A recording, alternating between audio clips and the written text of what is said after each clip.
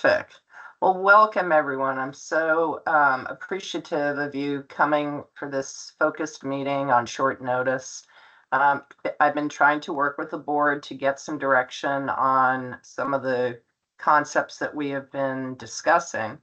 And so we thought it would be best to continue to try to focus on individual models at this point. And please keep in mind that this in no way indicates that the board would be deciding that they would be recommending to move to a board model. We also need to also go back and talk about the current court system and some of the suggestions that have been made to speed that process up.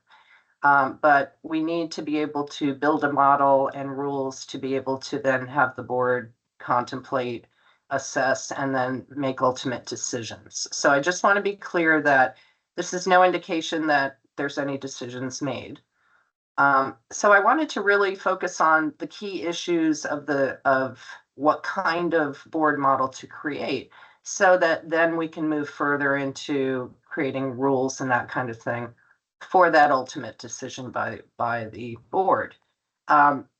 There are issues of capacity and timeline in terms of when the board would be completing the majority of our Act 181 tasks, which are lined up with lots of deadlines. This one has currently been moved up to November, but as many of you know, we have many other studies going on. So we're trying to internally determine what kind of resources that we would need and when the board would be capable of contemplating becoming an appellate board, either for Act 250 or municipal as well. I will tell you that the direction that I've received from the board at this point is they would like to continue to talk about A&R appeals, but are leaning towards leaving them in court or having them appealed to the Secretary of A&R. They are not seeing compelling reasons for the Land Use Review Board to take those appeals, despite the idea that consolidation or coordination would be possible, given the very few times that it's actually utilized. The other thing I want to draw to your attention is that the board is contemplating enforcement actions to remain with the court. Right now, we basically act as the prosecutor with our enforcement arm of the Land Use Review Board. And the board sounds like they would like to remain in that role as opposed to becoming an appellate board of the actual enforcement actions. So that is an important distinction. And then the other thing I just want to mention is when we get to standard of review, the collective notion is that on the record review of Act 250 appeals, if they were to come to the board, would be preferable to de novo. However, there is a recognition that allowing some kind of hybrid, if there were a need to put in other evidence, etc. So I'd like to not just talk about on the record or de novo, but also some kind of hybrid model that is a little bit more flexible than an on the record review. So, any questions before we begin? Okay, so today we'd like to focus just on the Act 250 permitting and JO appeals with this board model. If there are concepts that also relate to improvements to the court system, for example, on the record review, as opposed to de novo on environmental blurb cases, I'd like to go ahead and touch on those as well. But we will intend on having another meeting which is solely devoted to the court process. So having said all of that and used up our first 7 minutes, I want to open up the floor to talk about the first issue that I think that I would like to discuss, which is the appeals jurisdiction of the Act 250 appeals.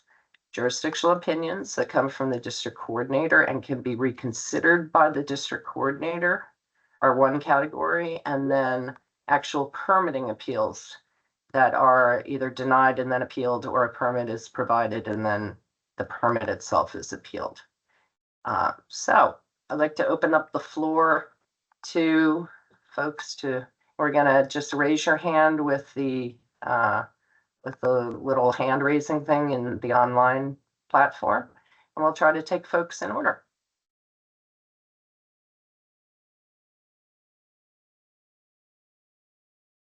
Lada?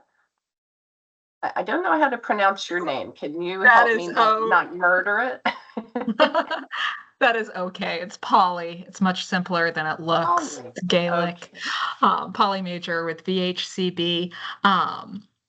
And I just wanted to say that while I'm excited to have this conversation about what it might look like to have Act 250 appeals be heard in a board model, I also want to make sure that we're having some time and space to think about how a board model might be applied to municipal appeals. I think we saw in the research that you presented that the majority of the appeals that were slowing down housing projects or keeping housing from being built were at the municipal level. And so I think kind of VHCB, part of our goal in this conversation is to pave the way for more housing to be built. And so I think dealing with a faster, more efficient system, an administrative system to hear municipal zoning appeals is what we're really excited to discuss. So I know that's not the topic for today, but I did just want to add the lens that for the purpose of enabling more housing to be built in the state, we really need to also look at the municipal appeals as well.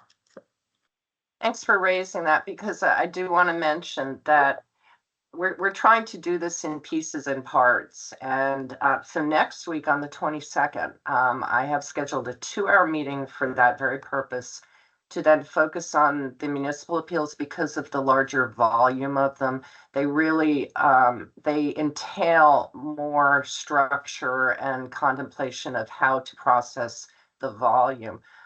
Because it's so important, and because we are so rich in municipal planning on our board, the entire board would like to attend that stakeholder meeting. So we have converted next week's meeting on the 22nd into an actual board meeting that the entire board will attend. There won't be any other topics for the board meeting, but we want to make sure that we have adequate time for that. We're going to try 2 hours, and then we can reassess and move on from there to see if we are far enough along in our conversation. So thank you so much for raising that, because yeah, it is the lion's share of the docket at the environmental division. And there are different issues about the Act 250 appeals. So thank you so much for focusing on that. So do we have anyone else who wants to start the conversation on jurisdiction? Peter? Hi, thanks, Brooke. So I have to say, I've been trying to listen an awful lot in the meetings that we've had so far, and really, respect other folks' opinion, on where appeals go.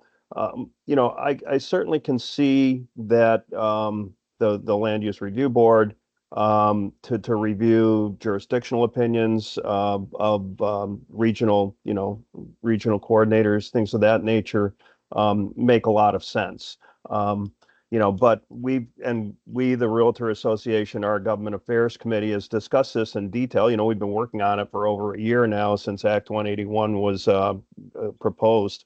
And our opinion, really hasn't changed. And that is that, that we feel that the environmental court is the right place to hear appeals of Act 250 permits.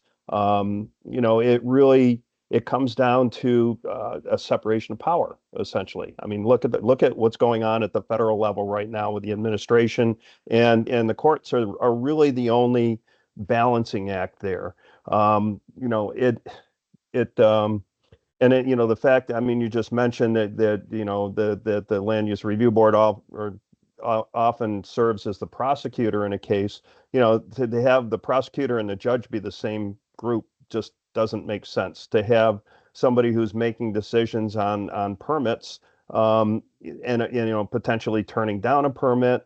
Think about a developer that says, I presented my Act 250, it was rejected, and then to turn around and have the same group hearing the appeal just doesn't seem to make sense to us.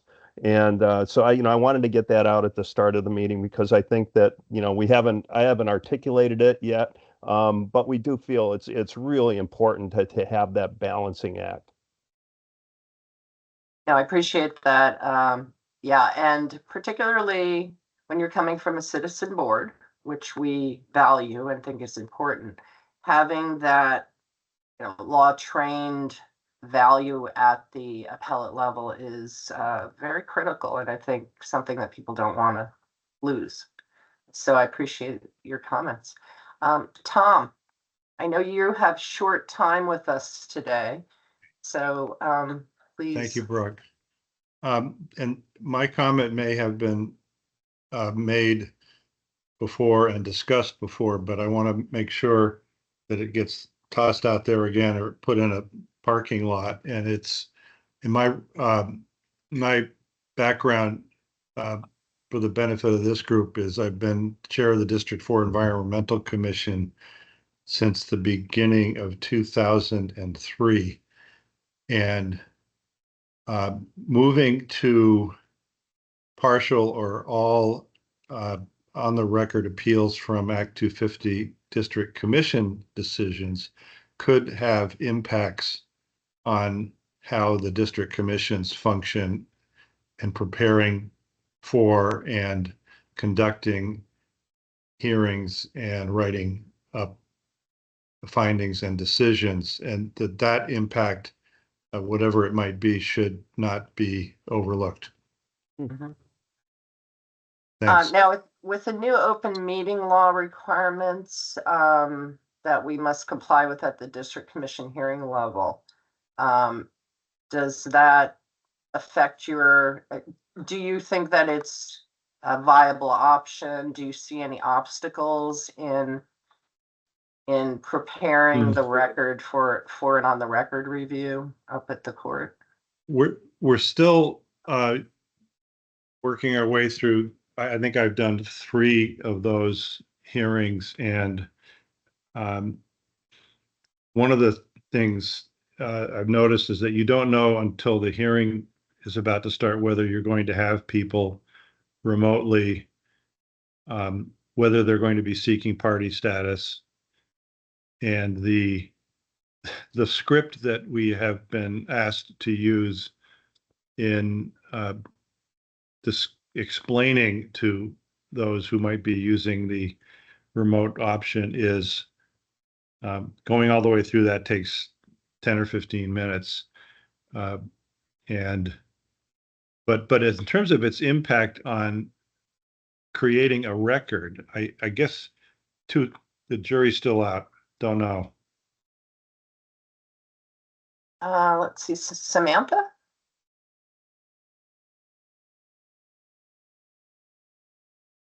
Hi, thanks. I just want to add for consideration in this discussion that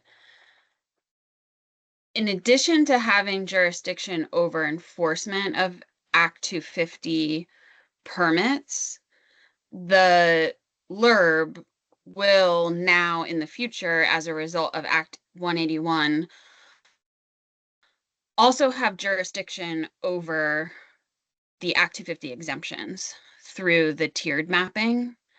And so in addition to making the decisions about the permits and enforcing them separate from appeal, they'll also be, the LURB is tasked with assessing and approving the standards of the municipal map, zoning, and bylaw for the purpose of Act 250 exemption. So in both, I think that's really worthy of understanding and unpacking around the concerns with a conflict or perceived conflict of interest, especially as we get to next week's discussion about whether the LURB should then also be the appellate body for municipal appeals. That's a large breadth of jurisdiction here that we're contemplating. So then the LURB could be enforcing Act 250 permits, potentially hearing Act 250 appeals, determining for the purpose of approval whether a municipality has an Act 250 exempt area, and then potentially hearing appeals for municipal permits within that Act 250 exempted area. So I just wanted to point that out, and thanks. I'll continue to listen and chime in if helpful. Sure, and maybe Kirsten can come to my aid. I'm sorry I didn't introduce our other board member that's present, Kirsten Sultan. But do keep in mind, and she can correct me if I'm not clear on this, the tier 1 areas that are designated by the towns. And yes, the mapping is approved by the LURB, but then there is no jurisdiction. The enforcement jurisdiction of a tier 1 area goes to the municipality to be able to enforce. So there is a retreat in terms of actual logistical control of those exempt areas. That's just something else to keep in mind. Ron? Thank you. I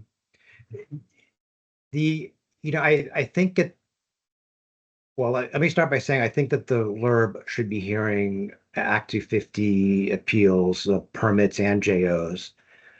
I think that the LURB should do so by way of some type of hybrid standard of review, not de novo or not fully on the record. I think it ought to be the LURB's job to make sure that the record is sufficient for the Supreme Court's review. I don't think that's the district commission's responsibility, and the ability to take in additional evidence would act as kind of a safety valve to preserve the informality of the district commission process, to make sure the district commissions can keep working as they are, because I think they work well at this point. So it would be more kind of a reconsideration. The LURB would reconsider a district commission decision as opposed to, starting all over again. And I think that would also be more efficient and save a lot of time and money. In terms of why I think the LURB ought to hear appeals, is there have been radical changes to Act 250. And someone needs to implement them. For example, conforming Act 250 to implement a mandate to increase housing. A court can't implement that mandate, and that mandate would be hobbled if a district commission that doesn't have statewide jurisdiction is left to try to implement a statewide policy. You have 9 commissions. That's not going to work. You need to have some type of final agency action that can then be taken to the court, and the court can then review that. And I think it makes sense to go directly from the LURB after reconsideration to the Vermont Supreme Court, and they can take care of the problems that, or do the review that I think that Mr. Tucker was discussing. But I think it's really important, especially with the very significant, broad, and important changes over the last couple of years to Act 250, to have someone in charge of that, someone implementing the mandate. And the commissions can't do that. That's not really their job. And certainly the courts can't do that. The courts resolve disputes. They don't implement administrative mandates. I'm happy to answer any questions, but that in a nutshell is my perspective. Okay. Let me move to Annette. Thank you, Ron. Annette Smith? One question. Would it be possible to remove the agenda from the screen? We can all have it open on our computers, but Sure, sorry about that. Enough if we could see each other. Thank you. So I'm certainly leaning towards having the appeals heard by the LURB for jurisdictional opinions, and the role of enforcement. I'm very concerned about municipalities being able to take on that task. Regarding permitting, I'm reminded of what Stephanie Kaplan has said to me about the benefits of having a panel of people making these decisions rather than an individual. Because when she was the general counsel of the environmental board, she talked about the fascinating discussions that would take place amongst the board members as they were having their deliberative sessions. And it is that ability to talk things over from different perspectives that gets lost in a judge court system. Now, I also do appreciate the need for decisions based on the law. And so we get to the structure of the board later, but for now, I do see a lot of benefit to having the appeals heard by the LURB, and I think that this issue of any concerns about conflicts can be handled the way they are through other boards such as the Public Utility Commission. Thanks, Annette. Chris? Thank you, Brooke. A couple quick thoughts. First of all, regarding jurisdiction, one thing that would have to be thought about is what the record would be again on appeal. While there is rare testimony before the district coordinator in that original determination, on appeal, there's occasionally more information that is brought currently to the court by way of testimony and the like. So the question of what constitutes a record, and is it you go with the record below and can supplement, or how that works, would need to be considered.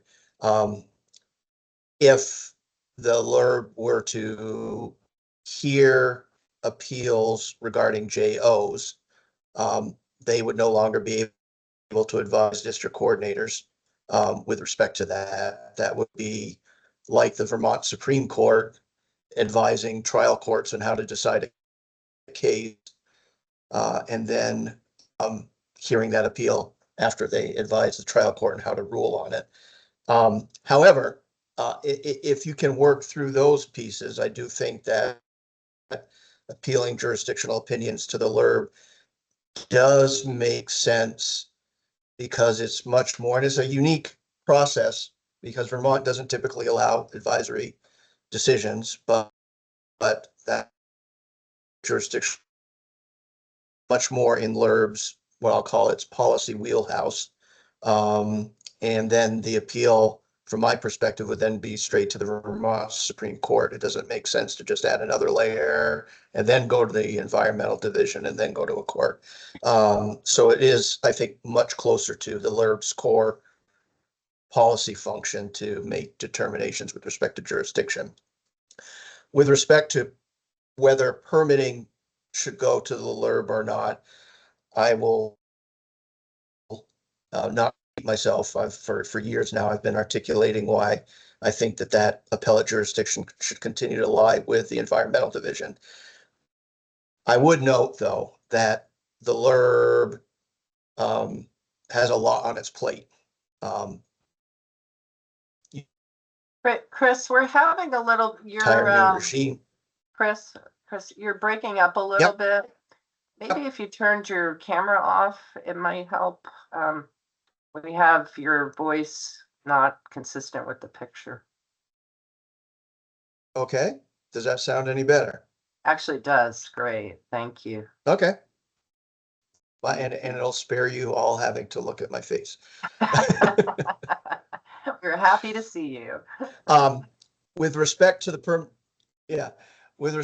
permitting, the LURB has a lot on its plate. It's got rulemaking and all of the determinations that need to be made with respect to this new regime going forward.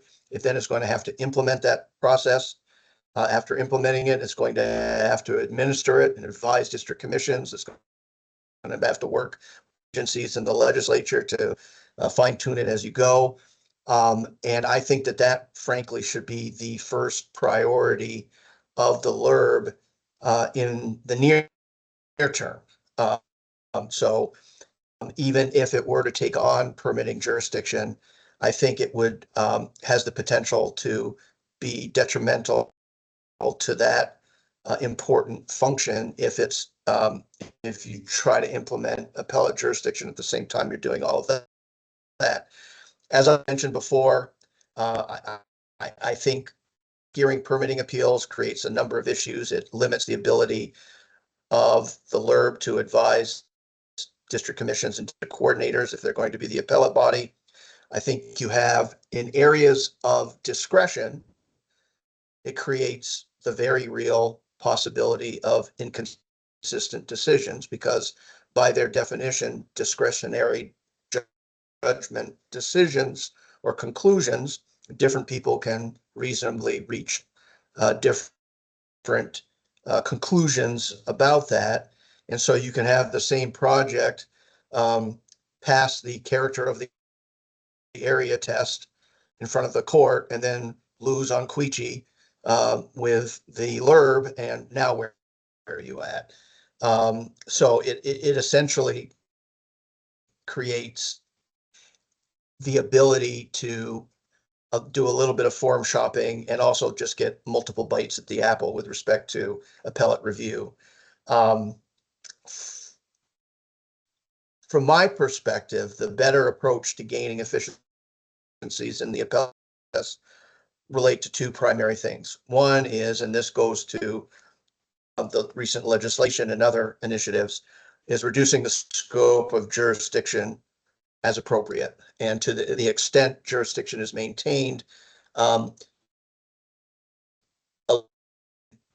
discretionary determinations to the extent possible. You'll never be able to eliminate all of them, but to the, as the form-based code versus Euclidean zoning and other things like that, where the fewer discretionary issues and the fewer projects that need to be reviewed in multiple fora, I think that's going to really create efficiencies. And the other is, regardless of where the appeals end up, streamlining the procedures for the appellate process, because right now the court, from my perspective, is a toolbox to really rein in abuses of the appellate process.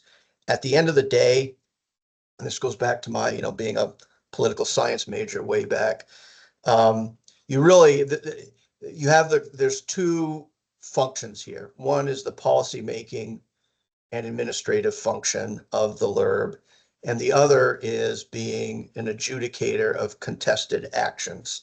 Those are two very different things. And frankly, I'll give you an example of when I was on the environmental board where that really came to a head. There was a very large quarry project down in the Cavendish area. And during the course, and it was a sprawling project. Parts of it were located in areas with lots of activity and noise. Parts of the project were in as quiet a country setting as you can imagine. And we had sort of a clunky noise standard to apply as the environmental board. And what we tried to do is sort of have the parties in the context of a contested permit appeal provide us with information of broader application than just that appeal that would hopefully give us the information we needed to come up with a more sensitive standard for noise. We tried that, but as we got into it and actually added several days to the hearing and frankly drove up the cost to the parties, we realized that's not fair because the parties are there adjudicating a specific project in a specific location under a specific standard. And it's not fair to put them to the task of providing us with information that allows us to provide broader standards. The better way to do that, frankly, and we ended up making a reference to this as being a fertile area for rulemaking with what was then going to be the Natural Resources Board, is rulemaking. That way, the LURB can bring in its experts. It can hear them. It's not in the context of a contested action.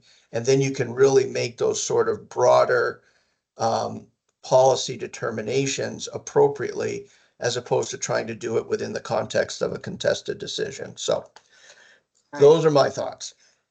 Thank you, Krish. I appreciate all of those. Lots of food for thought there. I will just mention that in terms of the LURB's jurisdiction over decision-making of the district coordinators and district commissions, they have independent statutory jurisdiction and authority. The authority of the LURB is that we supervise the process. So we don't have a direct role in directing, and should not be directing the decision-making now as we currently exist, like a reach down to tell them what to do. But the process that we are supervising, as well as our rulemaking authority, that's that puts policy into standards, that certainly is something that is our direct responsibility. So I appreciate that. I think the conflict of interest is very manageable, like the PUC does. But thank you. Let me get to John Groveman. We got Billy on deck. Hi, thanks. I was muted. So VNRC, I don't want to repeat like everything we've said at all these other meetings, but we support the LURB hearing activity permit appeals and jurisdictional opinions. I'm really glad that Brooke said what she just said, which is the decision there is. I just don't see this conflict of interest, because right now and always the district commissions, they have the independent authority to issue decisions. And the LURB and the NRB and the old environmental board didn't make those decisions. They were not involved with those decisions. As we discussed, under the old environmental board, if a commission wanted legal advice, they could seek legal advice from one of the board attorneys. And that attorney, under procedures I think that existed throughout the environmental board's existence, was firewalled if there was an appeal of the case. And that's how it was handled. But there seems to be, obviously, I think when we started out this these series of meetings, I think many of us have been discussing these issues for a long time, and we know that there's disagreement about whether appeals should be in the court or whether they should be in the board, whether they're Act 250 appeals or zoning appeals. But and it's fine. I mean, there are arguments on both sides. VNRC believes, from a policy point of view, for the reasons that Annette Smith outlined, for the reasons that there's a lot more flexibility in using board staff and expertise to adjudicating cases in a way that the court with, 2 judges, even if there was 3 judges, let's like a judge assigned to each case, is less flexibility. There's like Annette said, something lost by having not having a panel of experts in land use, not just lawyers, try to work through issues. I think it's fine to argue, obviously, like, do you want appeals with the court? Do you think it should be at the board? But I don't think this conflict of interest issue, I just don't think it's accurate. And I think that we should be accurate about what the system would be set up to do and not do. And just like I said, there's just at no time, and as Brooke said, currently the LURB has no authority over the district commission decision. So if the district commission makes a decision and it appeals it to the board, it's not, as Peter said, well, the board already decided the permit, and so now it's deciding the appeal. No, that's just not accurate. The district commission makes a decision on the permit, whether to grant the permit, whether to deny the permit, whether to condition the permit in multiple ways, and then the LURB would be hearing that for the first time, and same for JO. So I just don't see a situation where, I think it's fair. I do agree with Chris. I think that the JO jurisdiction should be with the LURB. I think there should be a conversation about the JO process. I think we discussed at a previous meeting, and it could probably use some fine tuning. in terms of, you know, you could ask for a JO. The JO is issued based on the facts that are presented. You know, how binding is it? All those things. I think if we're gonna, you know, talk about the JO process, we should talk about, could we improve it and make it efficient? But I just don't see this conflict of interest. As I've said many times, I'm not going to repeat all the arguments, but, and I think Ron Shems and David Mears have made this point, and so did Rep Mahali. This is how administrative agencies work. You could look at EPA. Permits are issued at the staff level from divisions. They get appealed internally within EPA. So the administrative law judge hearing that appeal is not the same person who made the permit decision, and was quite capable. And EPA has been running this process since 1970 when it was created. And it's no one's ever alleged that it's a conflict of interest or a violation of due process. And in fact, it's just the normal way that administrative decisions are reviewed. Same with FERC, same with the, other regulatory entities. So we can disagree on where appeals could go, but we should do it for accurate reasons. And I would just ask that for, parties that want to say that we can't do this because there's some sort of conflict of interest, to kind of flesh that out a little bit, because I just don't see it. And similarly, like the tier 1B, 1A mapping, I just don't see any connection to reviewing project decisions. It's just, I think if anything, it just shows that the LURB, and one of the reasons that VNRC favors the LURB hearing appeals of Act 250 end zoning is because it's going to be the preeminent body expert in land use matters in the state. Everything from looking at regional plans and the maps, areas where Vermont is identifying areas for growth, we're identifying areas for Act 250 exemptions, identifying areas eligible for and having priority for public funding. I think having an understanding of that is an argument for wanting that body to also hear project decisions, because they understand the underlying planning that is going into identifying growth areas. They understand the zoning on subdivision regulations that the towns will have to have in order to get these tier 1B and 1A areas approved. And it just has no connection at all to a decision on a project, whether that decision is made by a district commission or zoning entity. And then the appeal is reviewed just like a court would review it, just like the old environmental board would review it, just like EPA or FERC would review it. It will be based on the facts and the law. But understanding that area of the law and understanding the Act 250 criteria in this instance for the purpose of this conversation. So, like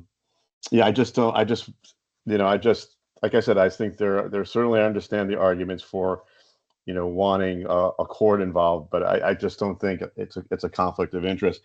And in terms of the capacity of the board to do this work, the major work, there'll always be work, I think, reviewing regional plans and some tier 1B areas and 1A areas.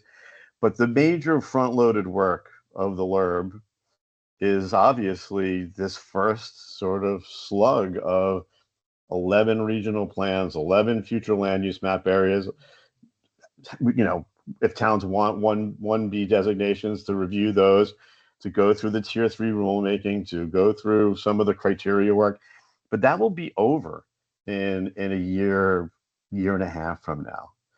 And so I do think that there is capacity at the LURB once the LURB does the significant heavy lifting in this first, its first major responsibilities, which are significant and so important for the state.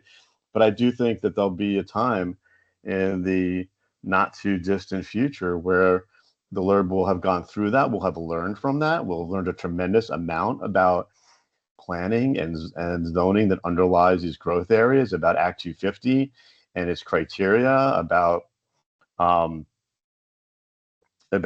some of the gaps in protection of resources that we have. And I think that they could use that knowledge as an appellate board and have the capacity of time. So, I think those are all the points that I wanted to make at this point. So thank you for listening, as Thanks, always. John. Appreciate it. Billy, and then we have Warren on deck. Thank you. Okay. So appreciate everyone's time here. I just want to say that I generally agree with Mr. Shems that there would be benefit to the whole Act 250 enterprise for more policy guidance and directive from a centralized source. I think everyone values the autonomy of the commission. So while there have been previous proposals to have LURB statewide board members, LURB members participate in major cases to deliver that policy guidance, it doesn't sound like there's a lot of interest in that currently. So there's a focus on appeals. And I would just suggest that that is not the best tool to deliver that guidance. It seems incredibly inefficient. First off, as you all know, there's very few appeals of Act 250 permits. So the opportunity to use appeals as a tool for providing policy guidance is limited. As previously stated, those appeals are often bound by a narrow set of questions and few, if only a single criteria. So appeals don't take into account the full suite of issues and considerations that Act 250 was explicitly created to address and provide that kind of interwoven policy guidance that it sounds like folks are interested in. And even if you do believe appeals can provide that, the LURB defends Act 250 decisions on appeals now. They have absolute freedom and autonomy to make their arguments before the environmental court right now and get decisions that forward their statewide view of how the criteria should be applied. So that tool exists currently, right? I would just recommend that the better, more effective way to achieve these outcomes is through a more traditional administrative process of rulemaking and having the board create rules through a public process that has legislative input and the whole process that we have in Vermont to help direct how commissions apply the criteria. And that will provide the comprehensive, consistent, and intertwined directive to all decisions made through the Act 250 process. The 80+% of minors that aren't even available for appeal, those rules will help direct outcomes there and still retain the autonomy at the board without all the disruptive nature that this shift in venue would create. So don't have a big horse in this question, but as a practitioner and someone who represents a party that probably participates in more Act 250 cases than anyone, I would much rather see clear rules on the interpretation and application of the criteria from a board than trying to rely on a handful of appeals that rely on very narrow circumstances and fact patterns as a guidepost for the future. So thank you. Thanks, Billy. I do want to respond to that because I understand what you're saying, but I don't understand. I think I differ in terms of the assumption that dealing with appeals is instead of rulemaking.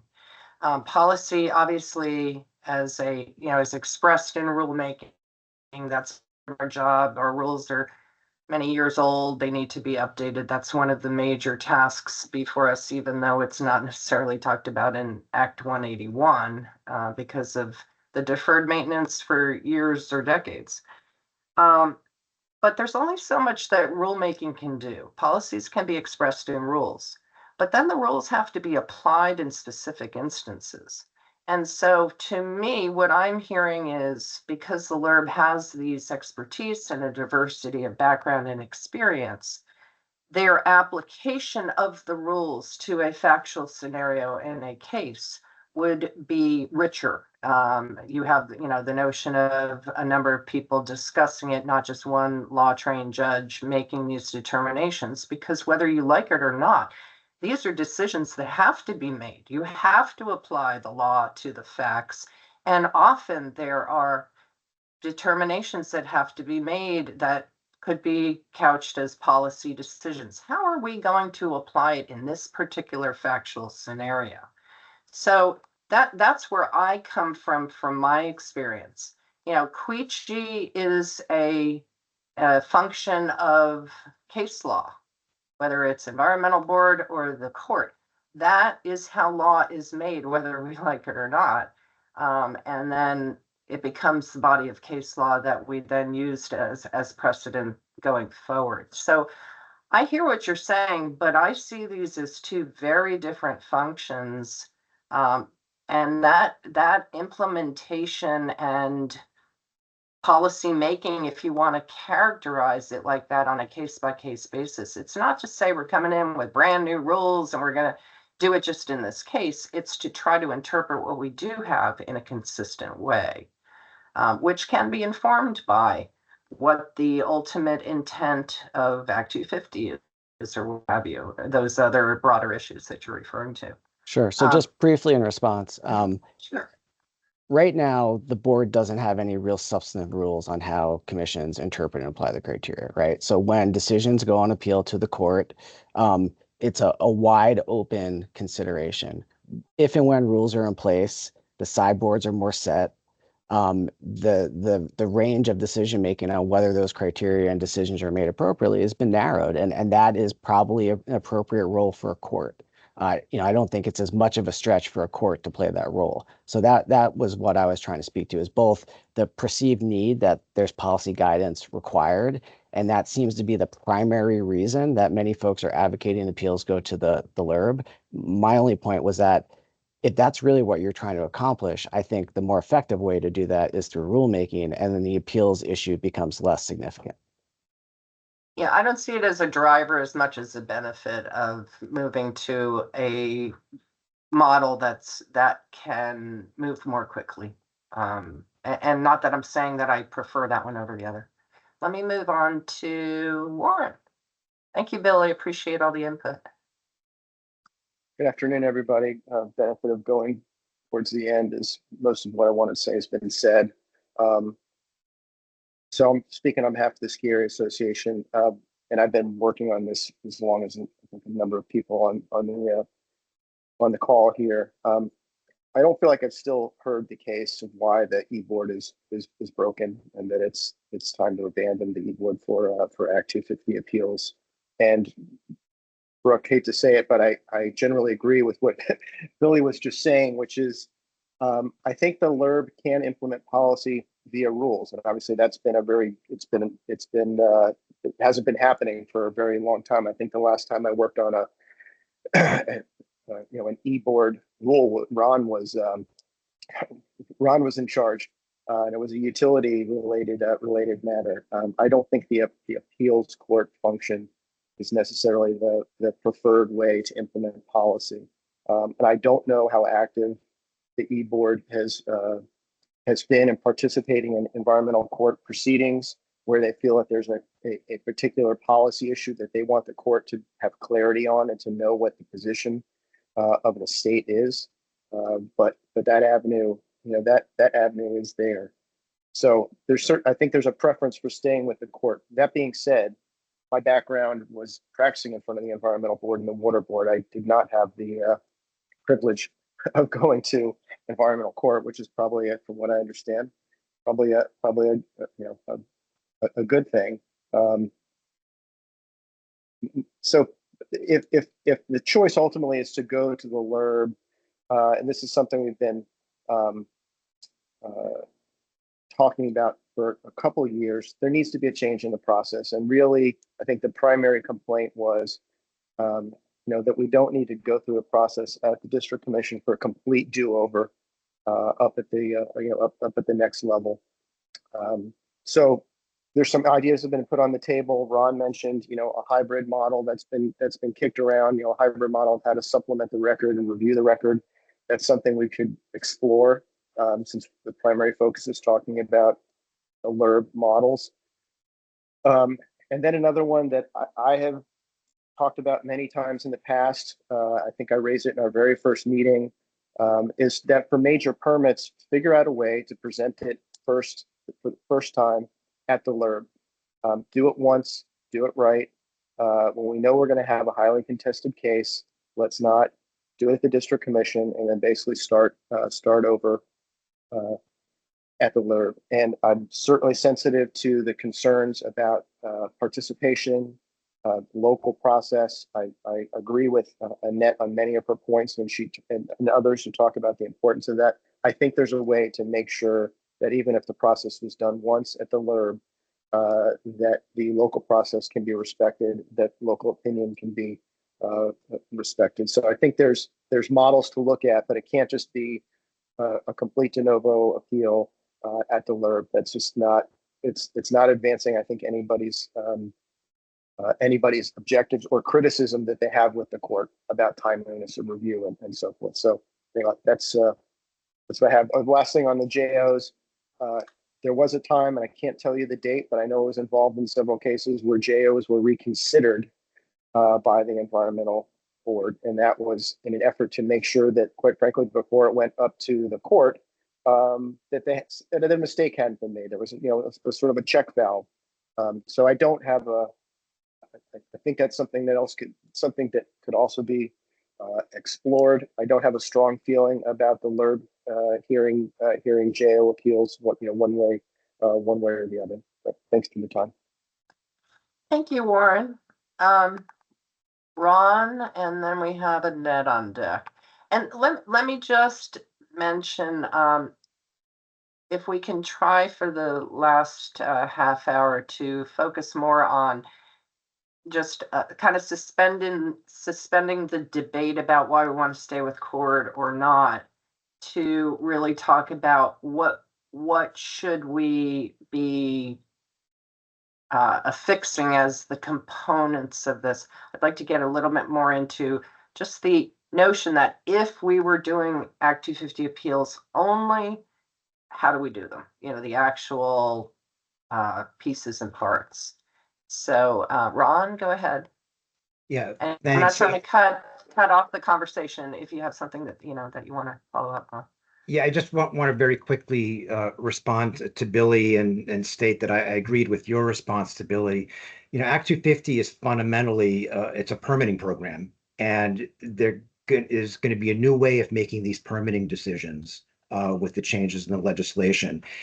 And now everyone's saying, well, we can make these permitting decisions by rule, but you're not allowed to. But the LURB can't have any actual hands-on authority over the permitting decisions. Which makes no sense because we need to have final agency action, the LURBs and parameter before it goes to the court to see if it's lawful or consistent with the law or not. It's not up to the district commissions to try to coordinate themselves and make that decision and implement the mandate. That's the LURB's job. But the rulemaking serves a particular function. It's prospective in nature, and you need hands-on knowledge of the program. You need to understand the program and the day-to-day workings and how it's implemented in order to make effective rules. And to do that, you need the LURB needs to be involved in permitting decisions, one way or the other. And it can do so in a very efficient, record or quasi-record or hybrid review. We can talk about the particular wording, at the right time. I don't think it has to be de novo. I don't think it should be de novo. I think it needs to be efficient and quick. That's what would give the LURB the hands-on knowledge, the day-to-day knowledge to be able to make rules and to do so in an effective way. That's also what sets things up for deference. Billy, you understand the benefit that A&R gets through deference. And right now, that because of the broken system, there's no way to get deference to the LURB's mandate to increase housing, for example, or to make development more efficient and quicker in various zones. That's important for the economy, and the deference to how the LURB wants to administer that mandate is also important for the economy. And you need a final agency action or a LURB decision on permits in order to get that deference. It's just a basic principle of environmental law. And if the LURB, in trying to implement its mandate, has to go to court or defend this policy decision in court and ask a court to please implement the policy, that's a lose-lose solution, because at best it's going to turn out to be a halting implementation of the new mandate years, and it just won't work. What I'm advocating for isn't anything radical. It's the way every other agency works. That, plain and simple. John Groveman was trying to explain that. Put it another way, the environmental board, for better or for worse, part of the reason the appeals were taken away from the old environmental board is people thought that it needed to be reined in. And so they hobbled it by taking the appeals away. I think the question needs to be flipped. We have a new mandate. We have a housing crisis. We want to increase development and smart development in various areas. Do we need to continue hobbling the LURB, or should we let the LURB do it the way every other agency does it? That's the way I would frame this. Yeah, fair point, Ron, and thanks for those clarifications. My only point was that I think rulemaking should play a more important role than decisions on appeal. I think if you feel like the LURB needs that hands in the dirt, so to speak, to be able to inform those rules, I think Warren's suggestion of having them hear majors or participate in some level of majors is a better approach. But again, I don't have a strong horse in this fight, so I have to dip out at this point to do an interview anyhow. So thanks for listening. Yeah, we need both rulemaking and decisions say this is how it should be done here. Rulemakings is how it should be done prospectively. And with the new mandate, the LURB needs both tools. Before we go thanks. to Annette, can I jump in with a quick question for Ron? Absolutely. So Ron, when you're saying not on the record and not de novo, but hybrid, do you have any more idea yourself of what hybrid would look like from your perspective? You start with the materials considered by the district commission and any tape. And then if there are any gaps in the tape, you don't want to do a do-over. You don't want people to abuse the district commission process. You want them to give the district commission their best shot.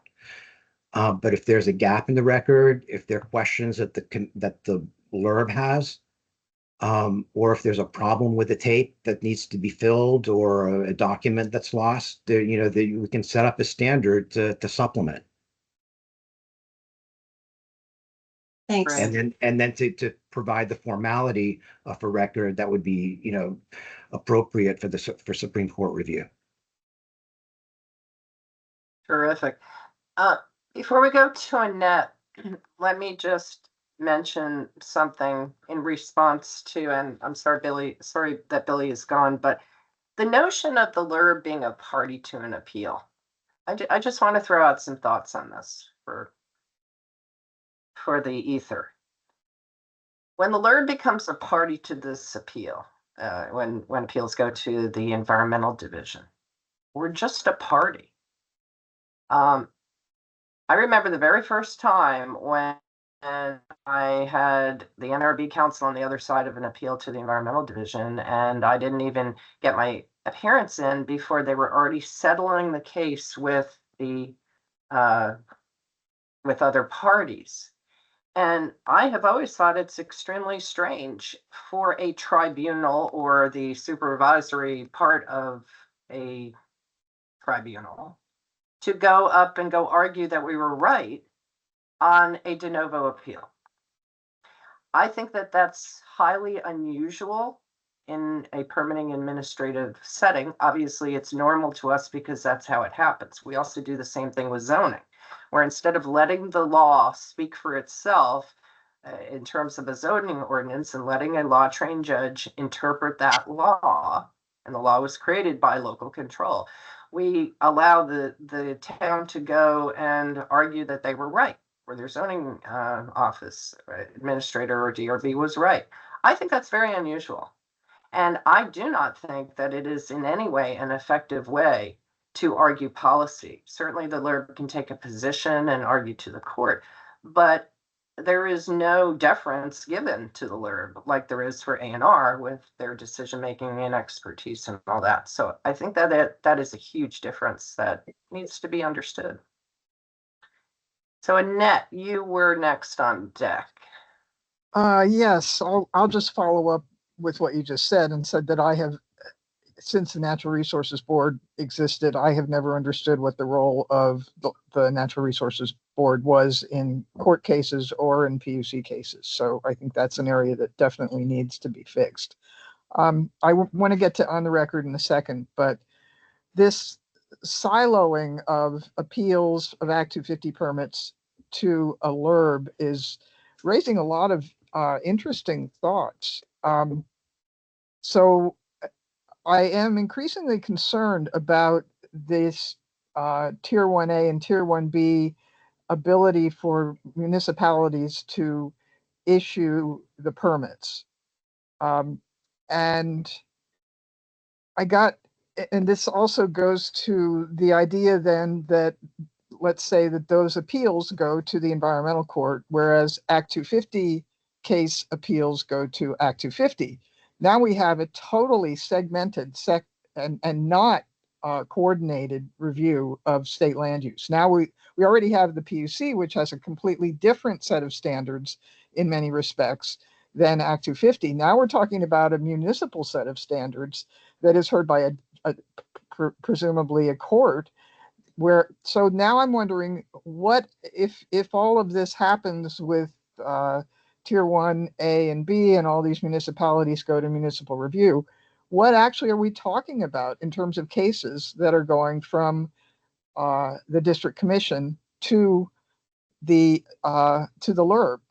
Are we talking about quarries and landfills? And I mean, I think at the beginning of this, I suggested we have a list of all of the types of cases that Act 250 deals with. But I really do wonder now, are we talking about maybe a few cases a year, or that are even heard by the district commissions, if all of this other stuff is going to municipalities?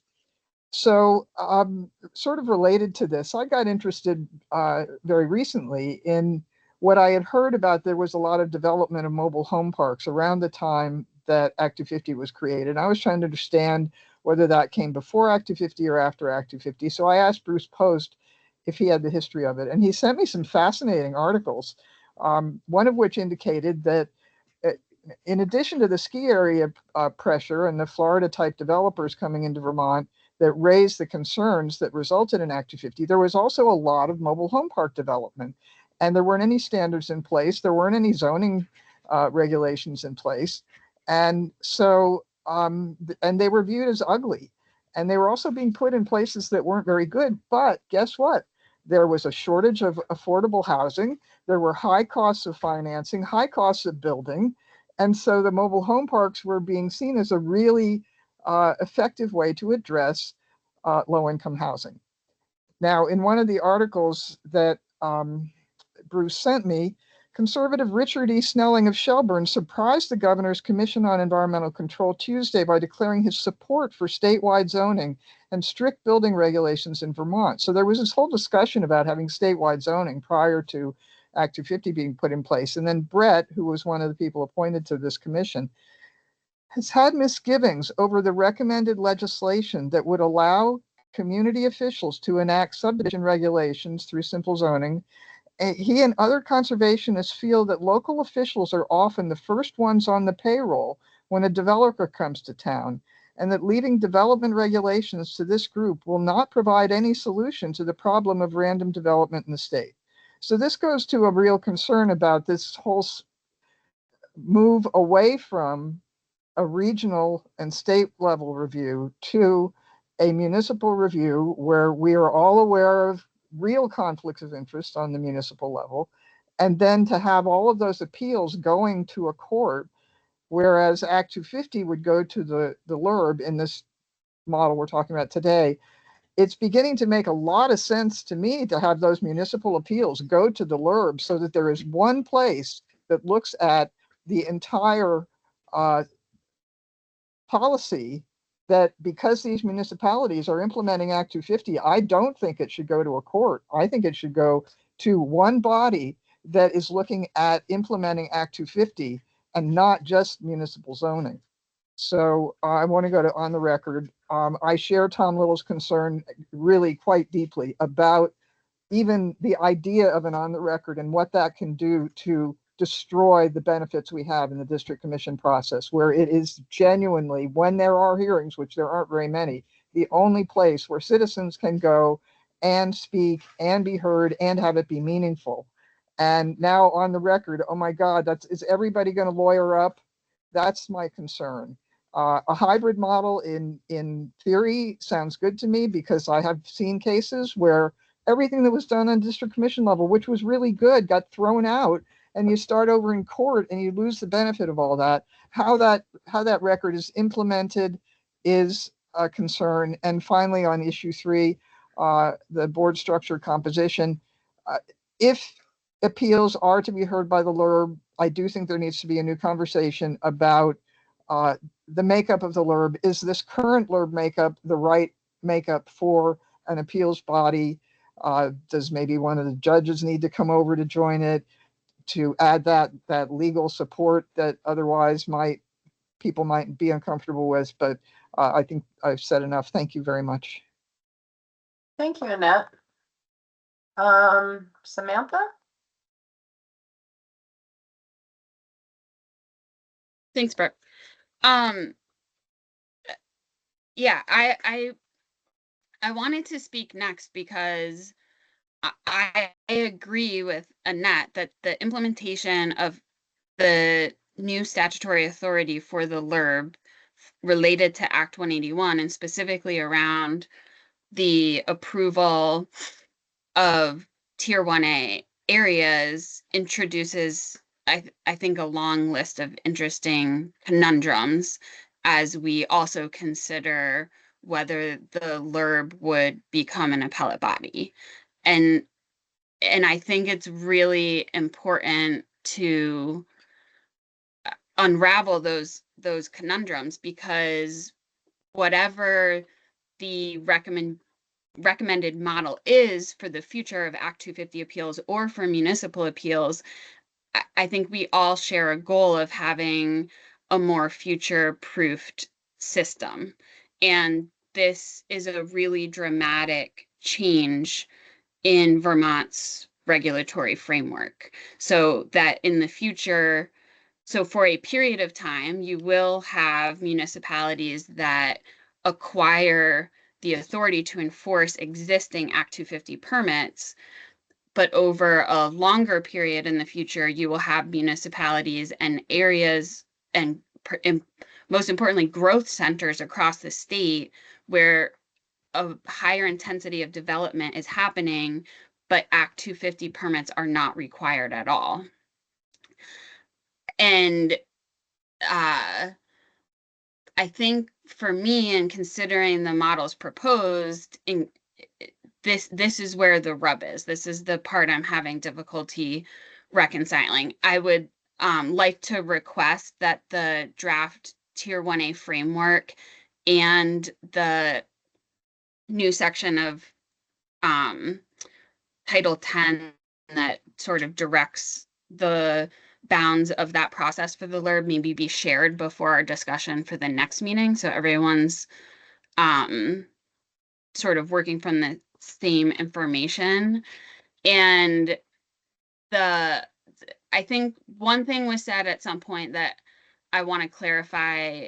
I think others have described really well what the existing statutory load is for the LURB. One thing I wanted to clarify is that the Tier 1A approval process, it does not have an end point. It must begin by January 1, 2026, but each approval will be in effect for an initial period of 8 years with a 4-year required check-in, and any municipality may continue to apply for Act 250 exemption in non-contiguous areas. So this will be an ongoing and really important area of work for the LURB until state law changes, or if it does. Something else I want to say is sort of in addition to, for me, in considering this proposal of jurisdiction for the LURB,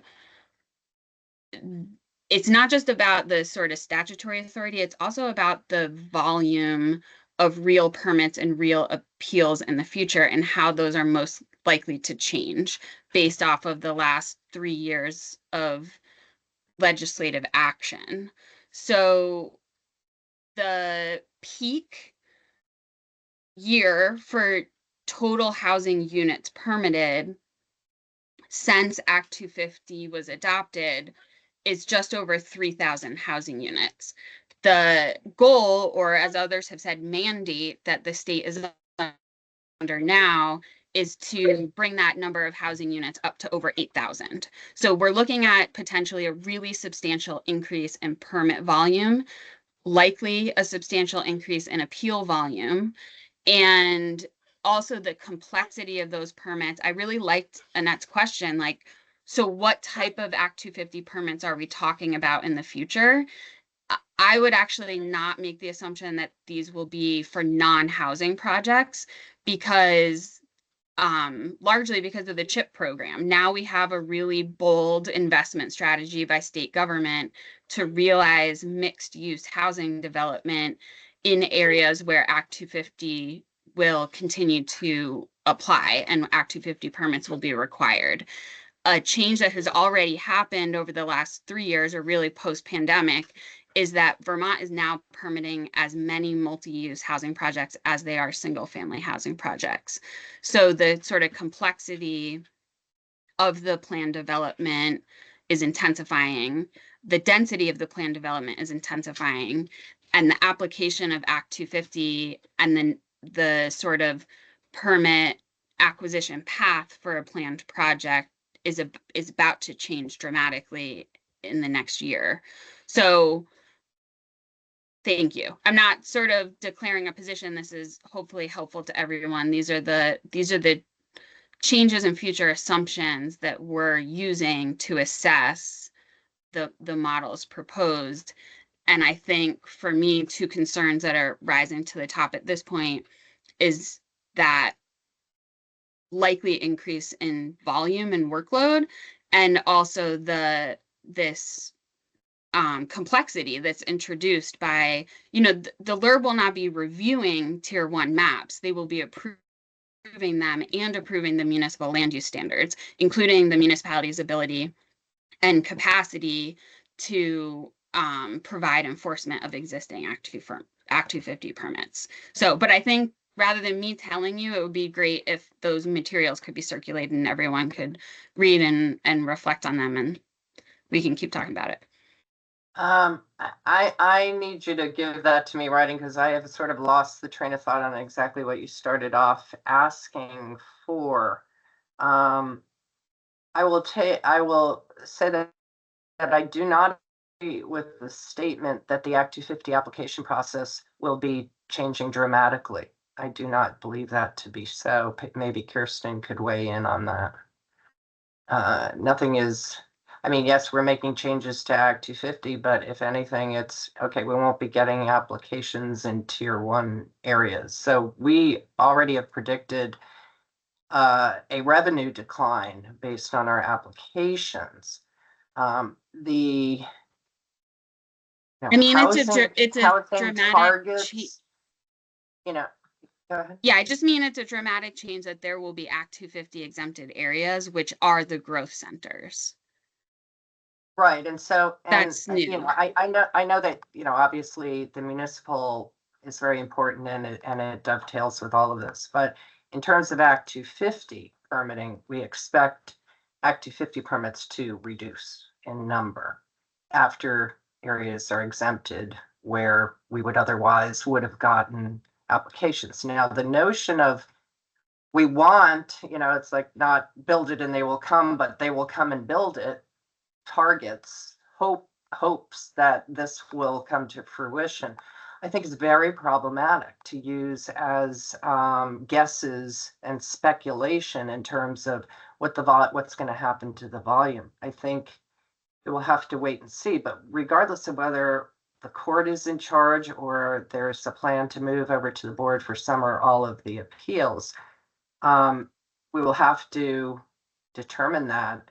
And one of the issues is, since we do have a timeline here of lots of stuff going on in the next year or two, that have to be accomplished, we may have more information as this process goes forward to be able to then say, hey, we're done with this, or we finished our rulemaking, the big, word maintenance.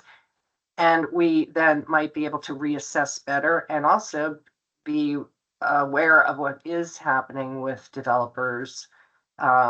If the lack of or the reduction or exemptions of regulation take effect, has that had the intended impact of having more development because people are not discouraged because of the Act 250 process? So Samantha, let's you and I get online get together offline so that I can follow up with that information you're asking about. Yeah, I'd be happy to be That part of that conversation too. Great. And speak to the complexity question that Samantha raises. Thank you. Appreciate it, Kirsten. David Mears, you've been very Hey. patient. Sorry to be late to this conversation. I wanted to respond to Annette and really and to Samantha in part as well. But I strongly agree with Annette that there's going to be increased importance placed on the role of municipalities in decision-making about land use. They already play a central role. It will only be increased. And for that reason, I do think the Act 250 appeals and the municipal appeals should be handled in the same way. And that way should be a review by the LURB. And I think about it both in the sense of the process efficiency and effectiveness and the flexibility associated with an administrative hearings process. Also, as Ron and others have pointed out, the value of having the LURB involved in a set of decisions that are so central to its overall mission and its broader work around rulemaking and policies and designations and mapping and all of that. Those things are all so integrated and important and connected. So I strongly agree with Annette's point on that. And one other attribute of this that I think the LURB should consider is that the municipalities are increasingly going to need help. We don't talk about this. The regional planning commissions often talk about this, that we are seeing municipal officials completely overwhelmed by the complexity of the modern challenges facing them on a breadth of issues, not just land use. But land use is one of the more central roles that they play. And they need a state entity like the LURB that can help them through the land use regulatory pieces. And I think that only benefits the people who participate as citizens, as residents, as neighbors, or concerned folks in the community, as well as the applicants, to have a more agile, flexible process and knowledge of an statewide entity that has knowledge of both what's happening in the municipal level as well as in the Act 250 review. And that's also then in a better position to connect to the Agency of Natural Resources and its various permits and oversight. So I probably should have just not said any of that and just said I agree with Annette. But I do. And then on the record review, I also agree with Annette, and I'm glad that she's interested in exploring the ideas that Ron threw out, because I've been really hard over, as many of you are probably tired of hearing me say, about we absolutely should have record review and not de novo as the standard and scope of review because of the sheer inefficiency of the de novo process. And one of the casualties of that, as Annette points out, is it discards a whole bunch of important work that happens at the local municipal level or at the district commission. And I think we can have our cake and eat it too. We can protect and in fact increase the importance of the work that happens at the municipal or district commission level and have a more efficient process by having some form of what Ron described as a hybrid record review, where there's a starting point of the record that was developed below and some limited ability to enhance it or address gaps in that record at the LURB level. So with that, I'll sign off and shut up. Thanks. Thank you so much, David. Now, I have someone that is a phone number, and I'm not sure who they are, ending in 5603. That's Thomas Weiss. Hey, Thomas. Thank you for taking my comments. I'd like to go down to the area of panels and hearing officers. I recently I think we should not rely on panels and hearing officers, and that the full LURB should hear any of the cases that are brought before the LURB, no matter what they are. Jurisdictional opinions, Act 250, municipal, whatever. The experience was that the Central Vermont Regional Planning Commission has a municipal plan review committee, and I participated as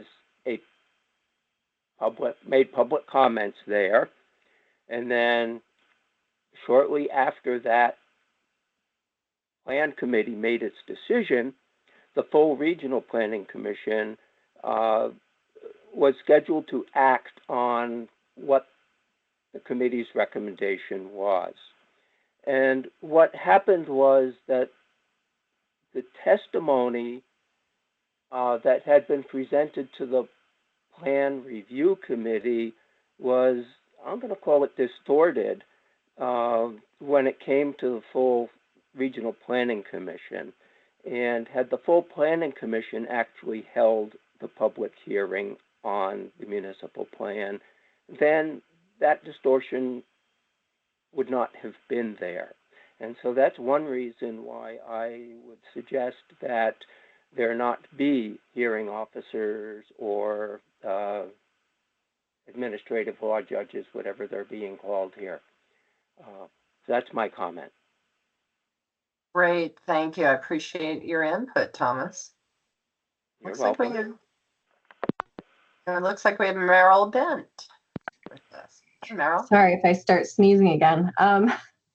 So just kind of following the vein that Annette and David and Ron were talking about, if we're in the realm of having a hybrid review at the LURB, because of its expertise, perhaps efficiency dictates that the final appeal of land use matters is to the environmental division, which similarly has could process environmental specific appeals faster and with greater expertise than the Supreme Court of Vermont, and then permissive review by the Supreme Court of Vermont only in certain cases that meet certain criteria.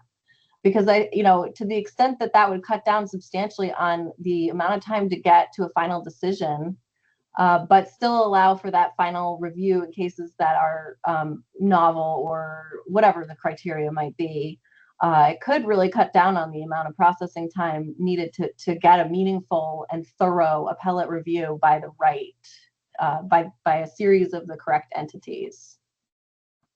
That's interesting. Now, can we eliminate an appeal to the Supreme Court?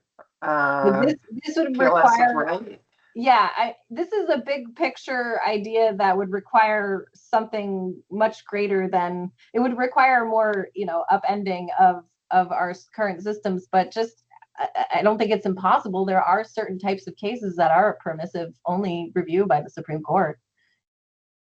Right.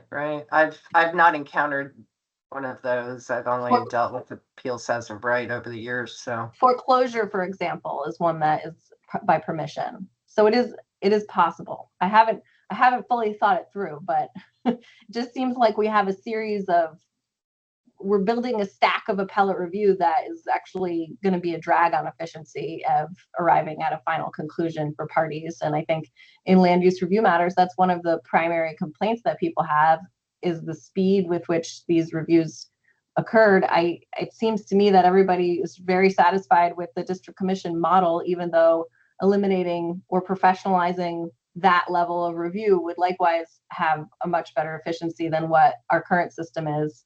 But it seems like people are pretty happy with the status quo of a non-professional volunteer district commission review. Mm-hmm. But then making sure that we have the balance is important as well. I know, I think that's really interesting. And so you're suggesting not to skip the expertise of our environmental division to go straight to the Supreme Court like the PUC does, in order to utilize that other level of expertise with our judges. Right, but as long as it doesn't result in a pile-on in the majority of cases. As in instead of with maybe a little safety valve. No, that's really interesting. Thanks. I like that idea. Thanks, Merrill. Great. Well, this is, we've come to the end of our scheduled time. I can't thank you all enough. Meryl, is your hand still up from before, or did you have something else? Okay. Does anyone else have anything that they want to mention or ask? Yeah, including from the public. Like Yeah, if there's members of the public you had put on the agenda that specifically as well. right. Looks like Chris. Yeah, Go very, ahead. very quickly, I just want to remind everyone when you're starting to talk about on the record review or hybrid review, there is currently no capacity to generate meaningful transcripts for that right now in the state. So that is a practical reality that would have to be addressed. Right. And we have heard some ideas about that. And, obviously we have to record things for open meeting law, but maybe if we had a safety, second recording, I've heard some notions like that to try to, because I think, Chris, you had mentioned that we actually had, was it a municipal appeal lately that the record was lost and they were trying to determine at court how to supplement that, I believe. Well, I'm not no, sure. there's literally no court reporters available to transcribe. Right. And then there Yeah. was, I think it was Jim Dumont had mentioned that in Stowe, there was an issue, and I know Dave Rue had dealt with it at Stitzel Page and Fletcher, where they had to create the amount of time it took to create the transcript was longer than, much longer than the original hearing ever took. So those are just practical things that need to, so when you're thinking about on the record review and the abstract, those are some of the practical things to keep in mind. Terrific. No, we appreciate that reminder for sure, because it's great to have theoretical ideas, but when they don't work in reality, it kind of defeats the purpose. Well, thank you all so much. I'm really psyched to have such a good turnout. I know lots of people are on vacation and this was short notice. So next week we will get more involved in talking about the municipal appeals. I will have some data for you because I know people have been really interested to know what kinds of cases are, how long are they lasting? And there's only so much information we can get from in terms of what we have for statistics now, because I have been spending a lot of time trying to drive down into the actual cases so that we can get a better notion of what the categories are and how they are categorized by the court, for example, to simple, complex, and then the middle ground. So I will be sending you some more information before our next meeting, hopefully by the end of this week. And I really look forward to next week's meeting about municipal appeals. Please feel free to contact me if you want to talk offline, if you don't understand something. I am more than available, can talk on evenings if that suits folks better, whatever would suit you. So thank you so much again for all the time that you're spending on this. Really appreciate it, and great feedback. Thank you so much. Thanks, Brooke. Thanks, everyone.